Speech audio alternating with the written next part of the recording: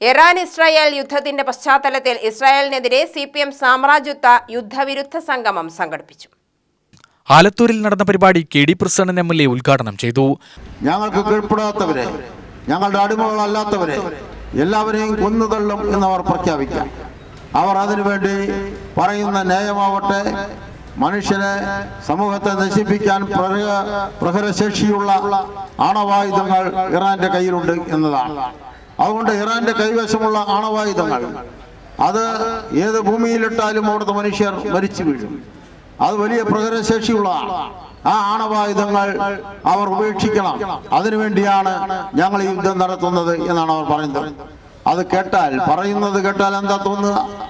ഇവർ ഈ അമേരിക്കൻ സാമ്രാജ്യത്വം, വികസിത മുതലാളിത്ത രാജ്യങ്ങൾ ആണവ ആയുധങ്ങളെല്ലാം ഉപേക്ഷിച്ച് നിരായുധരായി തങ്ങളുടെ രാജ്യവുമായി മുന്നോട്ട് പോകുന്നവരാണ് എന്ന തോന്നലുണ്ടാവും. യഥാർത്ഥത്തിൽ ലോകത്തിൽ ഏറ്റവും അപകടകരമായ ആണവ ശേഖരണം നടത്തിവെക്കുന്നവർ, എല്ലാ രൂപത്തിലുമുള്ള യുദ്ധോപകരണങ്ങളുടെ കുത്തരങ്ങൾ അമേരിക്കൻ സാമ്രാജ്യത്വമാണ് എന്നെല്ലാവർക്കും അറിയാം. ആ രൂപത്തിലുള്ള അമേരിക്കൻ പറയുക, നിന്റെ കൈവശമുള്ള ആയുധമെല്ലാം നീ ഉപേക്ഷിക്കണം.